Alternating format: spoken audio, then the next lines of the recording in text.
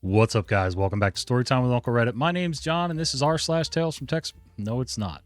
Damn it. What's up, guys? Welcome back to Storytime with Uncle Reddit. My name's John, and this is r/Malicious Compliance. Anyway, trying something a little bit different today.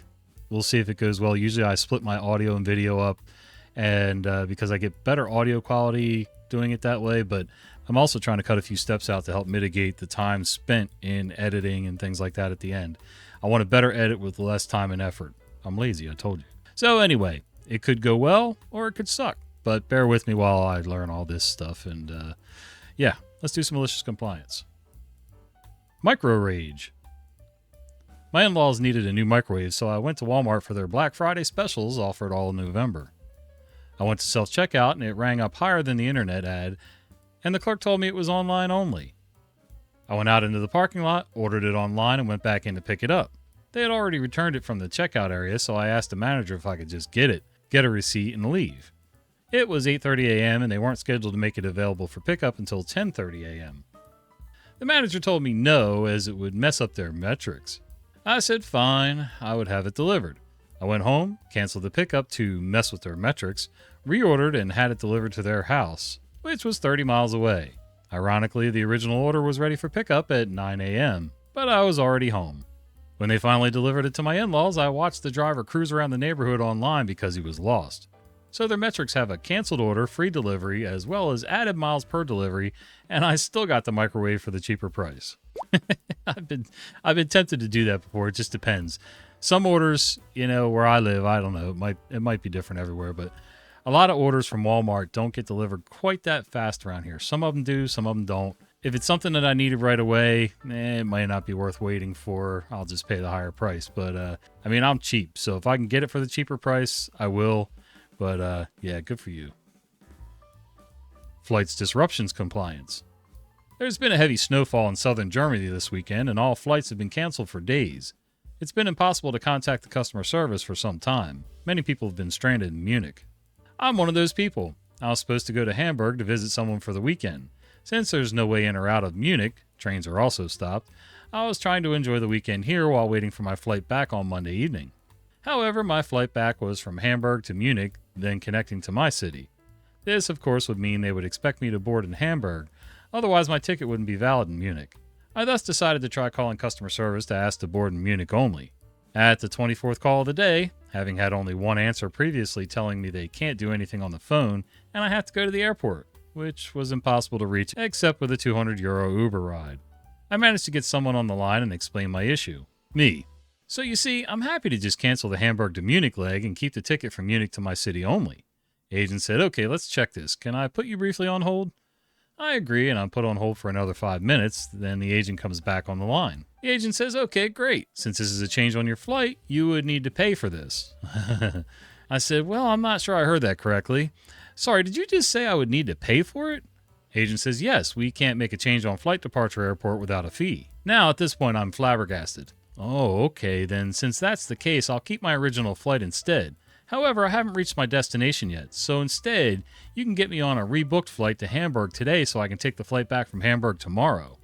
The agent goes silent on the line for a few seconds. Then I say, there are no flights to Hamburg, right? Agent says, right. Ah, exactly. So you see the issue. Another brief silence from the agent. Then I'm asked to be put on hold again. When they come back, a note has been added to my request that the ticket was issued without payment, and I'm supposed to leave directly from Munich tomorrow. Please send good vibes for the flight to actually be scheduled for tomorrow. Flaw number one with what I'm doing. I like to monitor myself in my headphones to make sure I'm not screeching into the microphone. But for some reason, I can't get the audio to sync right. So when I'm speaking out loud, it plays almost a second later in my ears and really throws me off. So we'll see how that goes. But yeah, how do these people expect you to get around if everything's snowed in? And they had a lot of ice there too. It's not so much the snow. The snow's an issue, but really ice. Like runways icing over, wings icing over. I know they have de-icing methods and things like that, but still, yeah, I don't want to fly in that, and most airports won't open if it's that bad, so. Yeesh. The car is a disgrace. I've been wanting to get this off my chest for years. Our company had a modest sedan that was provided to a coworker and me to use as needed if we had a task in the field. I always kept it clean, whereas my coworker would leave trash and personal items in it. One fateful day, the regional manager came to visit. The boss took him to a current project using the car. Needless to say, the car was a mess. I hadn't used it in over 2 weeks.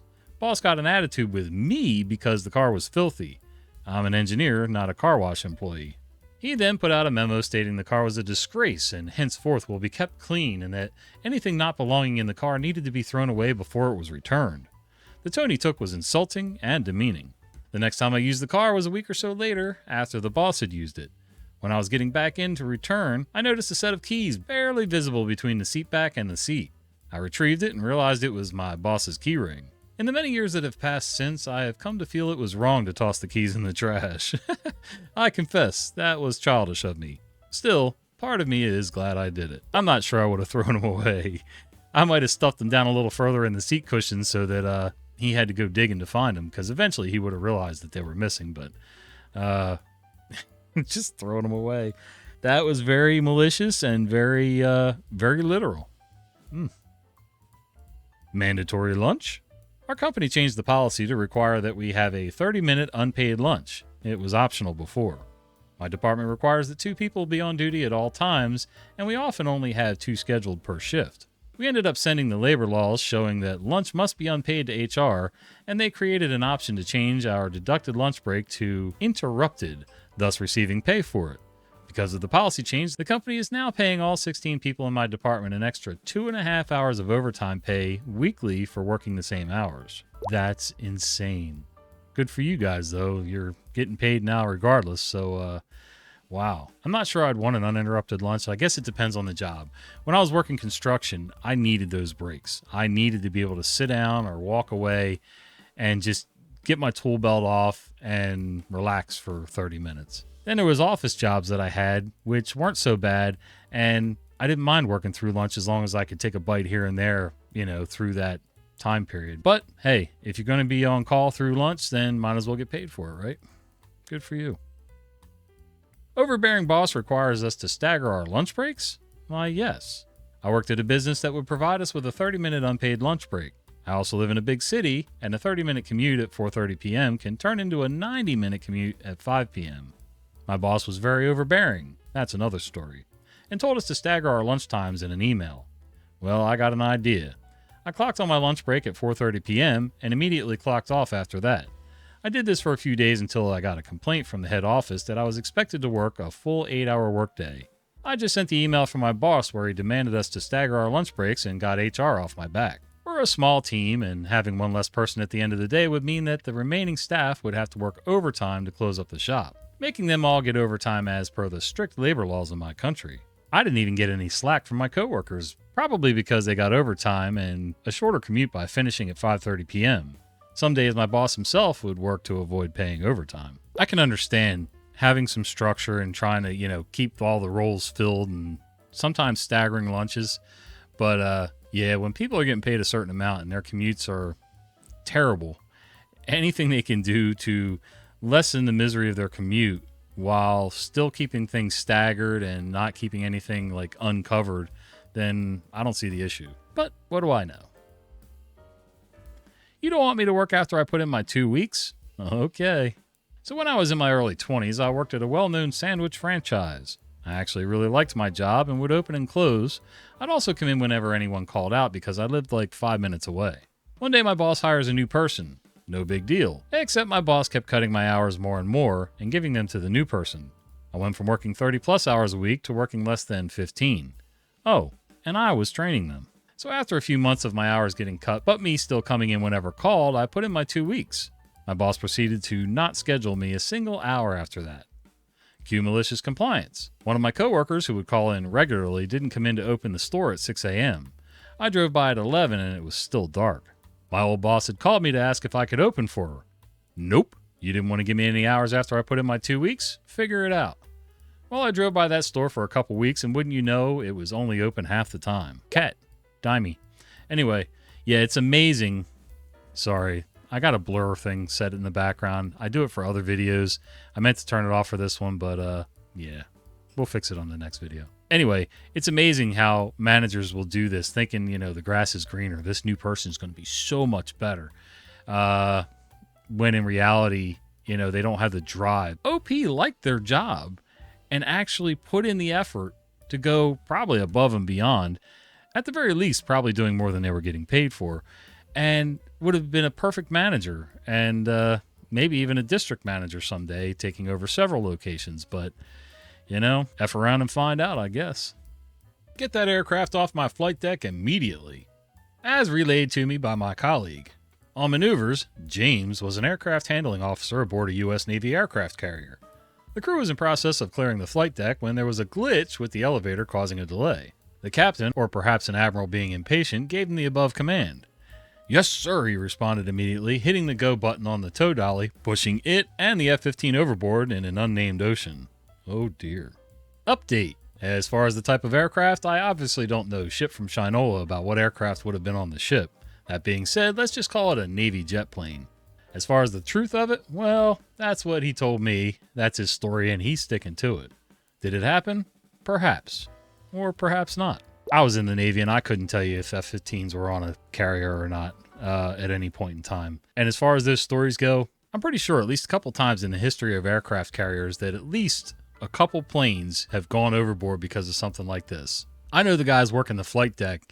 There's the greens, the yellows, the reds, all them guys, and they work a lot of long hours, and it's stressful up there. I don't know that I could handle that stress, quite honestly. I'd probably implode and jump overboard in a week.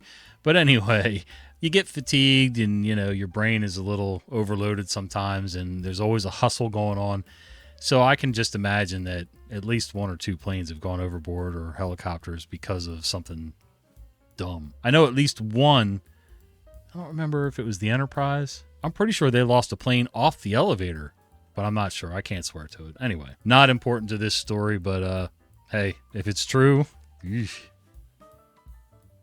The new fence. A few years ago, I was building a new fence for a friend of mine. I had to remove the old sections that were falling apart first, of course, and when I got to the intersection of his back fence, his side fence, and the next door neighbor's back fence, I carefully separated the neighbor's fence from his and proceeded to carry on removing the side sections that went between their two properties. My friend had told me that the side section was 100% on his property, and that the previous owner, 30 plus years ago, had deliberately given the next door neighbor's property an extra foot or so to ensure that he was building on his own property, without calling for and paying for a survey. The neighbor, Susan, who we'll refer to as Karen for the remainder of this story, came running outside screaming at me that I couldn't remove the side fence, and it was their property, and just what do I think I'm doing? I responded back very calmly that my friend had told them well in advance that he was going to replace the fence, that he was just going to build it in the same place as the old one, and asked if they were willing to split the costs, to which they declined. No biggie. Karen started screaming at me again, telling me I had no right to do that, and that my friend didn't give them proper notice, and that she didn't realize there wouldn't be anything between their two properties to contain their dog.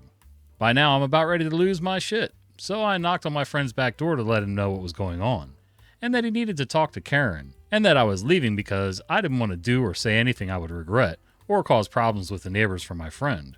The entire project got put on hold, pending a property survey that was going to cost $650, and that they demanded my friend pay half of, despite him telling them that the fence was definitely on his property, and nothing was going to change with the new fence, and that he was fine with them continuing to have a foot or so of his property, so that he didn't have to rock the boat.